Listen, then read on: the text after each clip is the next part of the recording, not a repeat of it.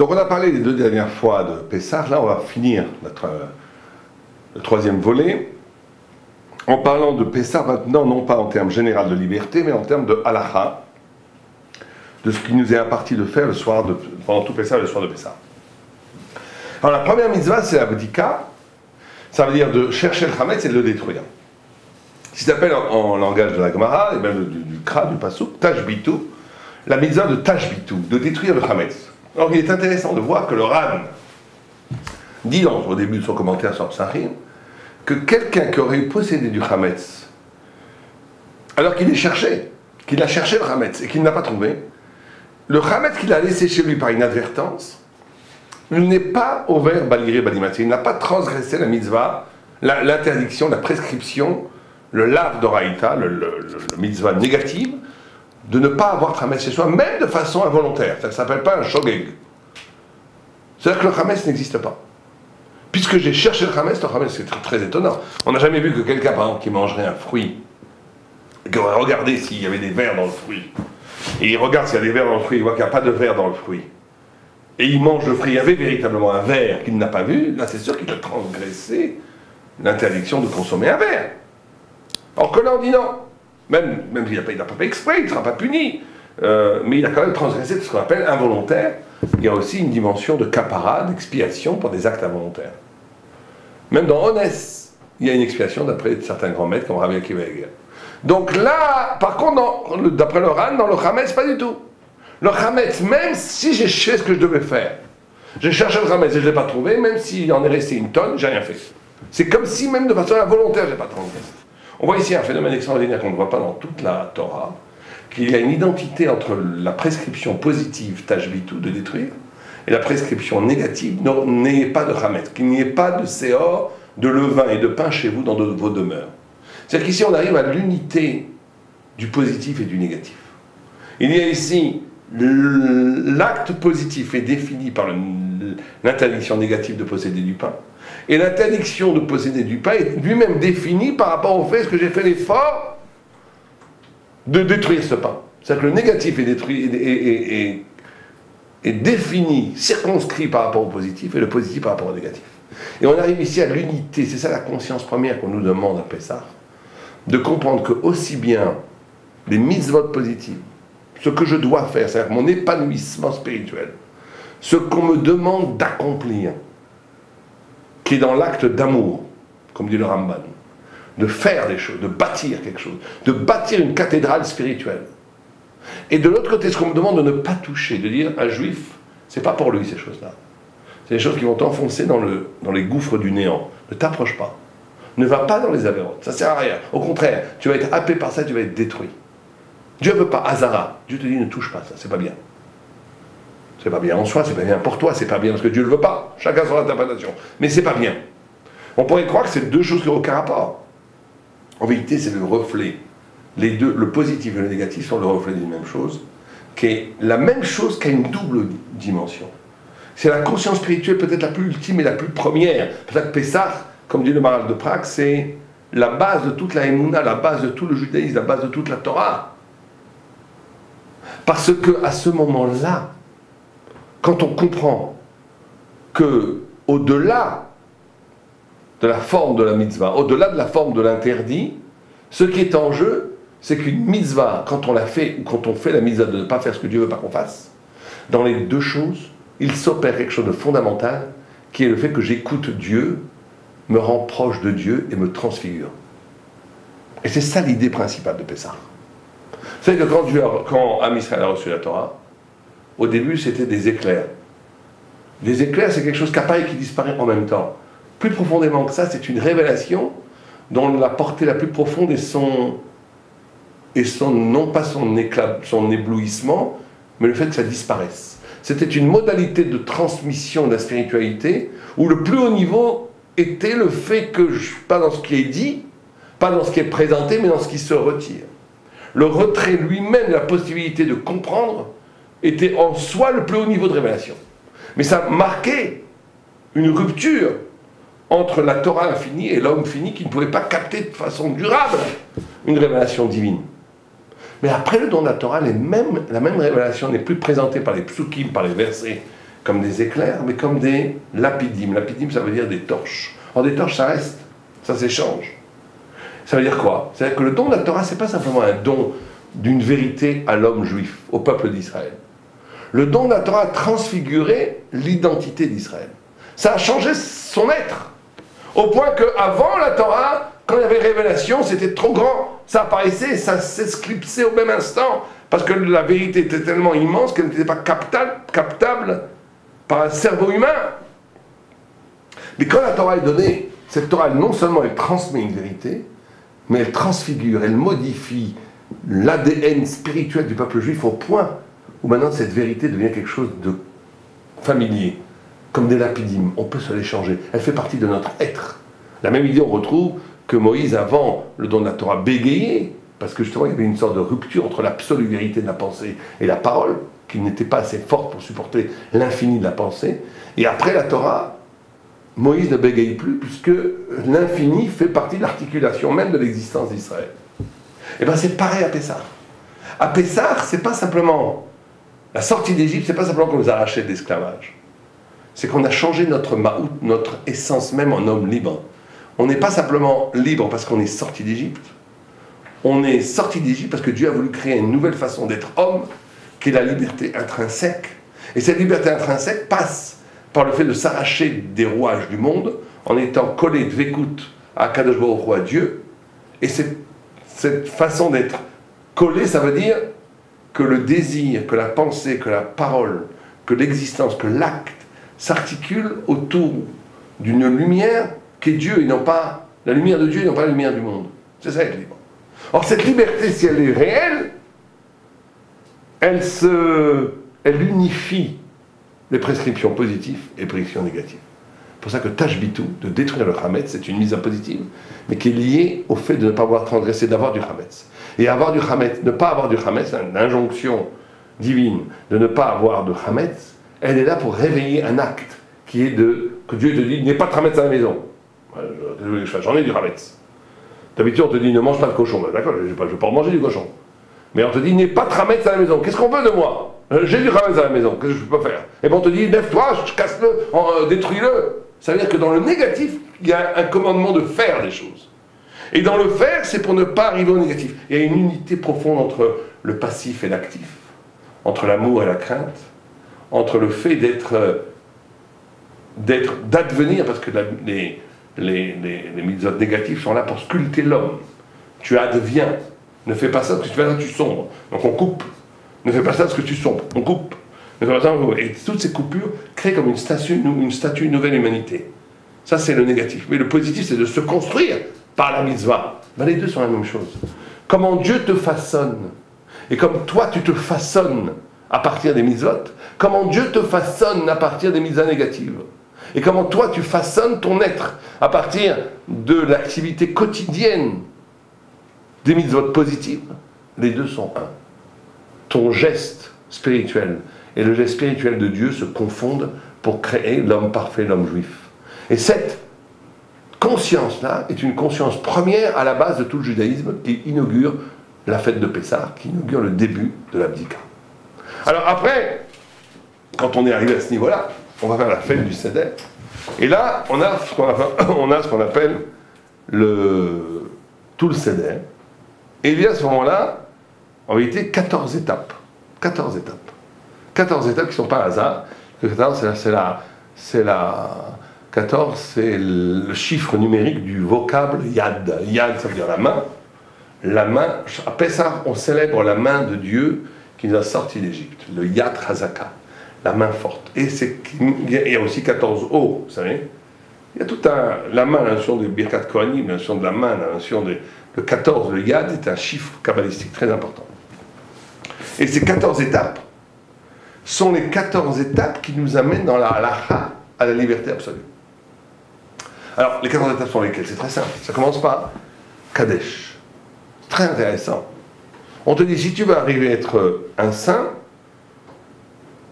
alors vous allez voir un grand maître, je veux bien être un saint, mais comment je fais? On te dit, c'est très simple, sois saint. Comment sois saint? Je vous demande comment être saint. Ben, monsieur, je vous ai répondu. Sois saint. Mais je vous demande comment être saint. Eh ben, sois saint. Ça veut dire quoi ça? La preuve du pudding, c'est le pudding.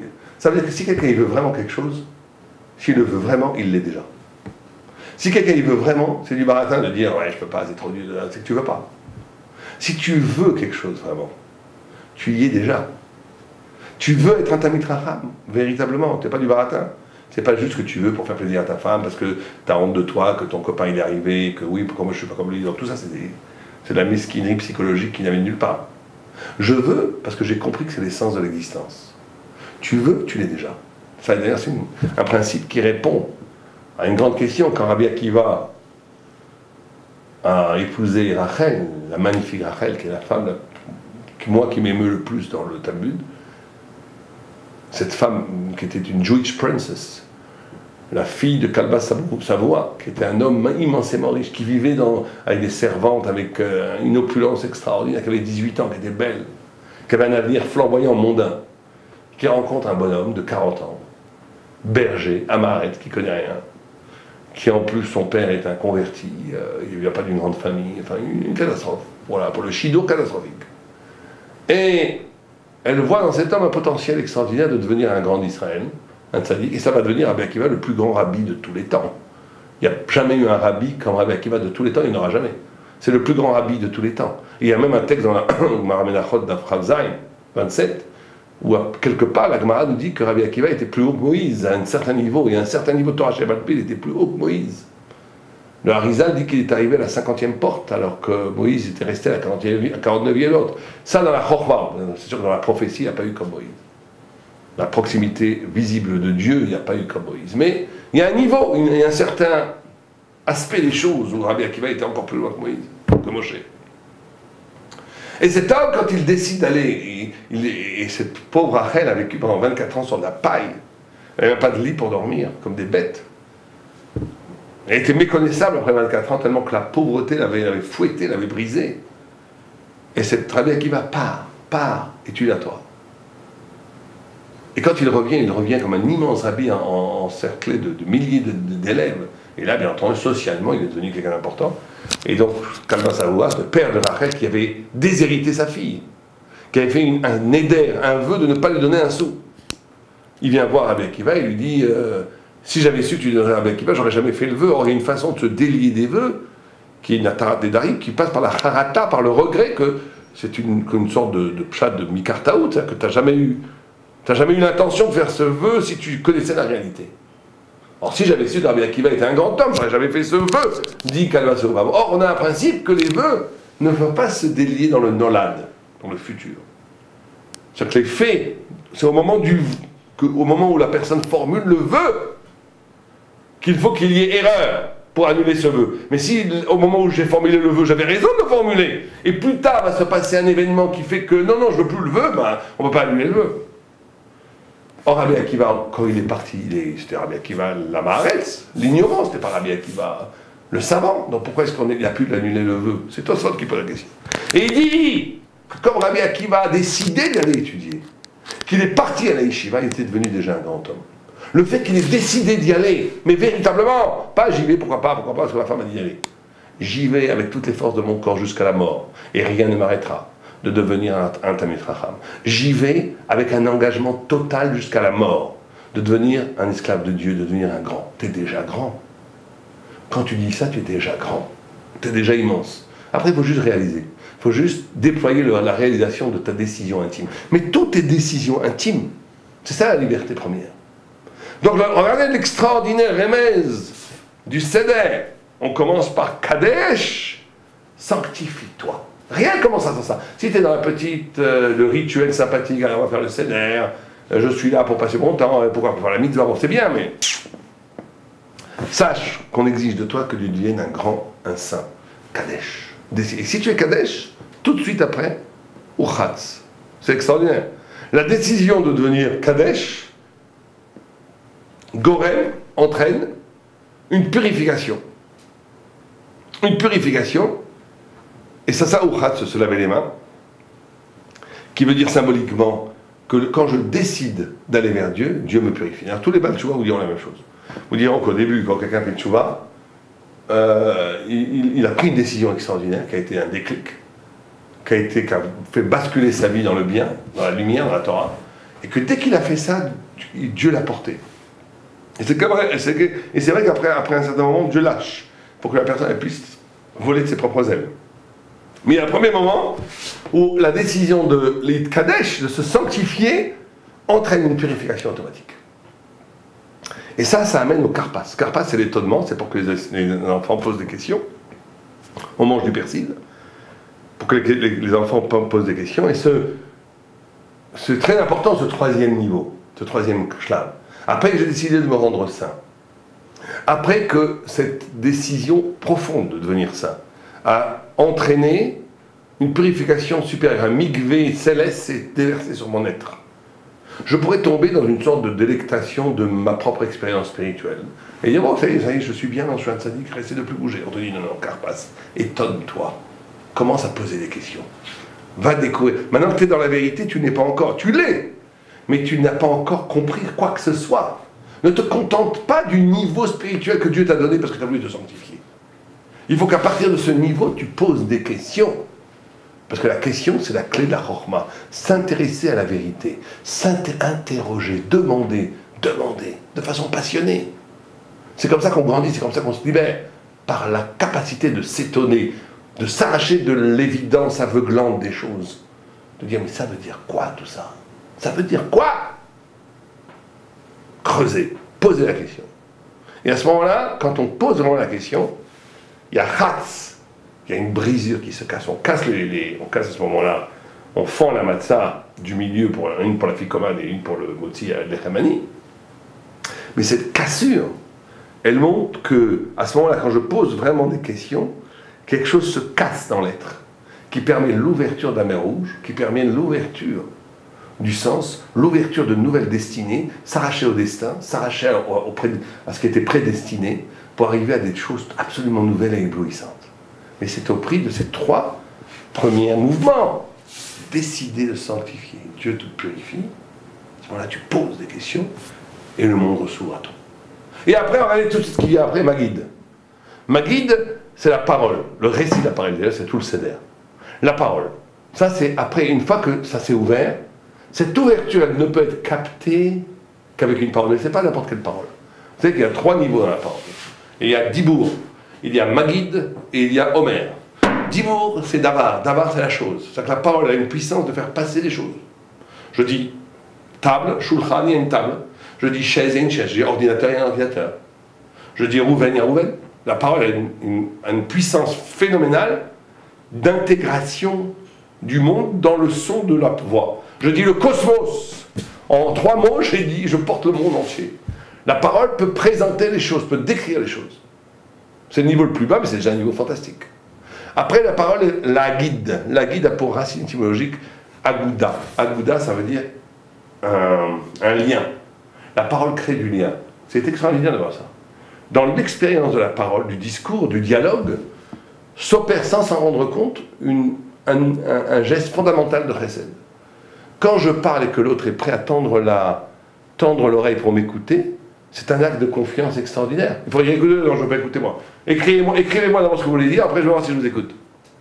Le fait d'être prêt à tendre l'oreille pour écouter ce que l'autre va dire, ça crée, c'est en vérité l'incarnation d'un pacte universel de gentillesse dans l'humanité. Même chez les Rachaïm, il y a ça.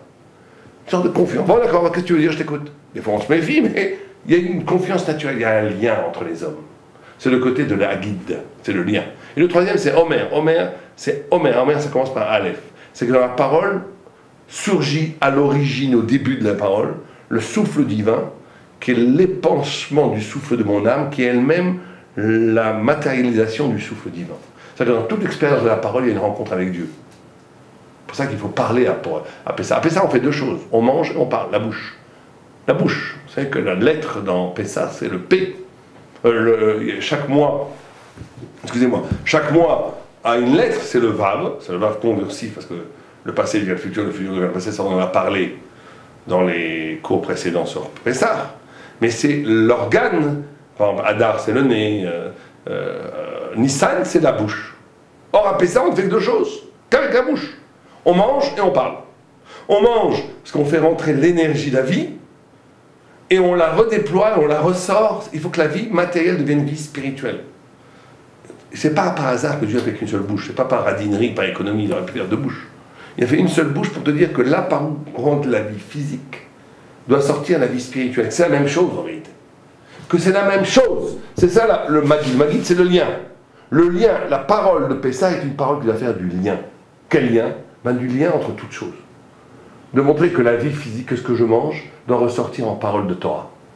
Que la relation que j'ai avec l'autre doit ressortir en mitzvah de Torah, de chesed, d'amour, d'entraide, d'écoute, de divrei Torah. C'est-à-dire que la parole doit être un lien universel. Vous savez que l'universel se fonde dans la Torah par le particulier. C'est le grand Chiddush à Torah. Nous, on n'est pas universel avec des grandes idées universelles, des lois pour tout, on est tous pareils qui détruisent l'humanité. On est universel comme il y a une famille, et que cette famille crée, fonde la nation, la nation fonde l'universel. Le juif, il est d'abord avec lui-même, en tous les cas, il est avant tout seul avec Dieu, il est Eved Hashem, mais il le fait à l'actif de ça, il le fait avec sa famille. Après, il y a un deuxième niveau, il le fait avec ça, et sa famille le fait pour tout le peuple juif, et tout le peuple le fait pour le monde entier. Mais ça doit passer par ces strates. Or, à Pessah, c'est ce qu'on fait. À Pessah, ça ne va pas à Pessah tout seul. On peut le faire tout seul. Mais même quand on est tout seul, il faut se dédoubler. Il faut se poser la question à soi-même. C'est-à-dire qu'on doit avoir du lien, une parole de lien, une parole qui est lien Torah, lien affectif, lien festif. On mange ensemble, on rit ensemble, on parle de Torah ensemble, on chante ensemble, on dit la Haggadah ensemble. C'est une parole qui libère, parce qu'elle donne le lien, et le lien lui-même, le lien entre humains libère, il l'a servi. Si c'est un lien thoraïque, il ne te rend pas esclave de l'autre. Il te montre comment dans l'autre il y a toi. L'autre te permet de découvrir une face cachée de toi, qui était invisible sur la présence de l'autre. C'est ça le lien. Et ça libère des facettes de ma personnalité qui étaient prisonnières dans l'ombre, tant que je n'ai pas eu de rapport avec l'autre. Donc le Maggid, c'est de dire des Chidushim. Dit le Briskerou que l'essence de l'Imout Torah du soir de Pessah, c'est pas raconter des histoires. C'est d'étudier les Arot Pessah en Iyun. Dire des Chidushim. Parce que les Chidushim, c'est ce qui permet que c'est en même temps moi, et c'est en même temps Dieu. C'est en même temps moi qui dis le Chidush. Il n'y a que moi qui peux dire ce Chidush. Mais ce Chidush qui dit moi, c'est ce moi qui est en même temps Dieu. C'est la notion du dédoublement. Vous savez que cette notion du dédoublement, c'est une notion formidable, extraordinaire. Quand on dit que l'homme a créé Dieu, il écrit Vayatzer avec deux Yud. Et Rachid dit ces deux Yud, c'est Olam Haba, Olam Hazé. C'est que l'homme est double. C'est quoi l'homme est double? L'homme est double, c'est qu'il est en même temps. Lui, il est en même temps le reflet de Dieu en lui. Il est en même temps, et ce qui est très important de faire vivre toujours les deux. Quelqu'un qui ne serait que lui, dans sa dimension physique, ou même dans sa dimension psychologique, à la fin, ça serait triste. Parce que la chair est triste. Quelqu'un qui ne ferait des mitzvot que parce qu'il faut les faire, il serait aussi triste, parce que quel rapport entre les mitzvot et moi? Quelqu'un qui fait des mitzvot, il sent qu'en faisant les mitzvot, il se découvre lui-même. Et quand il étudie la Torah, il se découvre lui-même, et que quand il se comprend lui-même, il comprend la Torah. Il comprend qu'il est lui, dans sa définition la plus intime, il est lui et Torah, et que Torah et lui, c'est un. C'est ça, Pessah. C'est pour ça qu'on mange la matzah, comme le goût physique de la Torah. Et c'est pour ça qu'on parle de Torah dans la jouissance de la parole de la Torah, comme une spiritualité qui devient goût. Le goût devient spirituel, et le spirituel doit devenir goût. C'est ça la notion de Maggid, de Matzah. C'est d'unifier le goût et le sens et le goût. Au point où tout devient un. Encore une fois, la Emouna, c'est la racine de l'unité. Donc cette parole de Maggid est une parole qui révèle l'identité fondamentale spirituelle de l'homme, du juif, quand il fait le Seder, et que cette révélation est elle-même une naissance, un éveil à ce que je suis moi-même, parce que l'homme est double, dans cette double dimension. C'est ça l'être libre. L'être libre, c'est d'être soi-même dans une dimension spirituelle. Si je suis que moi-même, je ne suis pas libre parce que je suis prisonnier de mes propres limites. Si je suis que dans l'infini thoraïque, je ne suis pas libre, parce que ça n'a aucun rapport entre... D'accord, je fais ce qu'il faut faire, mais quel rapport avec moi? Quand je suis moi-même redéfini dans la dimension Torah infinie, je suis libre. Parce que je deviens le grand aigle de la Torah moi-même. C'est mon être lui-même qui est traduit en Torah. En d'autres termes, c'est ma finitude qui devient infinie. Et je suis la liberté pure. Et ça passe par le Maggid. Ça passe par la puissance universelle de la parole, Magid, ça veut dire lien, lien universel. C'est-à-dire comment la parole peut me permettre de me brancher, de me relier à des multiplicités de sens qui deviennent une part de moi-même, plus que ça, qui deviennent des petits miroirs dont chaque sens révèle une part de mon identité spirituelle qui était cachée sans ce lien et sans cette étude de la Torah. Donc c'est fondamental le Seder. Après qu'on a fini le Seder, on refait les Tziyat-Yadayim, il y a un Chatza, et là c'est une deuxième forme de purification. On a dit qu'il y a une purification qui venait de Dieu. C'est la première. C'est pour ça qu'un des textes symboliques, on amène, pour le Uchas, on amène une bassine. C'est comme si la purification venait d'ailleurs. Pour les Tziyat-Yadayim du Motzi, on se lève, on va faire les Tziyat-Yadayim, c'est nous. La première purification est une purification qui vient de Dieu. La deuxième, après avoir fait le travail de l'étonnement, de l'ouverture du monde et de la parole, je deviens Torah d'idée, ça devient ta propre Torah. Cette purification, elle vient de toi. C'est une deuxième forme de purification qui est plus fort paradoxalement que la première. Que quand Dieu te purifie de façon miraculeuse, c'est magnifique. Mais quelque part, c'est pas toi. Quand après le travail, tu t'es purifié grâce au travail de lien que la Torah forme avec l'univers entier pour les grandes sadiques, chacun doit trouver le niveau du lien qu'il peut produire. Ça crée une purification dont tu es toi-même le maître d'œuvre, toujours aidé par Dieu, mais ça s'achève toujours, mais dont la forme ici essentiellement est faite par ta volonté, qui a une purification définitive qui te t'ouvre à la possibilité de Motzi Matzah. Et Motzi Matzah, c'est la mitzvah de la Torah, c'est la seule mitzvah de la Torah qui nous reste. De manger, une mitzvah de la Torah de manger. Vous vous rendez compte ce que ça veut dire? On te dit mange, Dieu te dit mange. Dieu te dit mange, et tu manges. C'est une unification avec Dieu dans l'acte même de manger. Chaque mitzvah, c'est tzavta. Tzavta, c'est pas un ordre. Tzavta, ça veut dire un lien. Tzav, c'est pas un ordre. Mitzvah, c'est pas un ordre. Si on avait dit, on aurait dû dire tzivui. Mitzvah, c'est tzavta. Tzavta, ça veut dire un ordre qui devient un lien intime avec Dieu. La mitzvah est une rampe de lumière qui te met proche de Dieu. Et là, on te dit qu'il y a une rampe de lumière proche de Dieu qui passe par l'acte de manger de la matzah. Regardez comme c'est extraordinaire. La matzah, c'est les mêmes lettres que Hametz. Simplement, un ré est permuté en chet. Le chet de Hametz devient un ré. Or, la différence entre un chet et un ré, c'est une petite fenêtre en haut à gauche. Et plus que ça, si on utilise une matzah qui ne peut pas devenir Hametz, elle n'est pas cachée. Prenez une matzah de riz, par exemple, c'est pas caché. Une matzah de tomate, ou je sais pas moi, c'est pas caché. La matzah doit devenir des 5 céréales qui deviendraient chametz si on les laissait fermenter. Le blé, le houblon, l'épeautre, le seigle et l'orge. On peut faire la matzah avec ces 5 choses-là. Aujourd'hui, on fait avec du blé. Mais on peut faire avec les 5. Et le blé, c'est ce qui peut devenir chametz. Donc on te dit, regardez ce qu'on nous dit. On nous dit la seule façon d'être vraiment spirituel, c'est pas de mettre la spiritualité comme une couche de beurre et de confiture sur toi. C'est que ce qui te définit dans ton Yetzirah, dans ce qui peut se fermenter, dans ce qui te définit, dans ce qui peut t'amener vers le mal, ce qui te définit dans ton identité biologique, psychologique, pour arriver à une figure humaine qui n'est que pour soi, que pour le mal. Cette chose-là elle-même est la chose la plus puissante pour arriver à ce qu'on appelle la tsura mouvdelet, la forme séparée. C'est pour ça que le Maharal dit la matzah, il faut la voir comme une soucoupe volante, pure, comme quelque chose qui est détaché du monde. Il n'y a rien. Il dit pachout, la simplicité. Il ne faut même pas mettre de sel. Certains vont mettre du sel, mais les Ashkenazim ne mettent pas de sel sur la matzah. Aucun sel, que de l'eau et de la farine. C'est tout. Pur.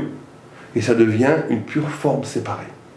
Et cette pure forme séparée, elle était à l'origine ce qui aurait pu donner la chose qui gonfle le gros gâteau crémeux, c'est ce qui aurait pu donner le temps. La différence entre la matzah et le pain, c'est que le pain prend du temps pour gonfler. Le temps, c'est la signature de l'emprisonnement dans le rythme du monde. Le monde a son temps.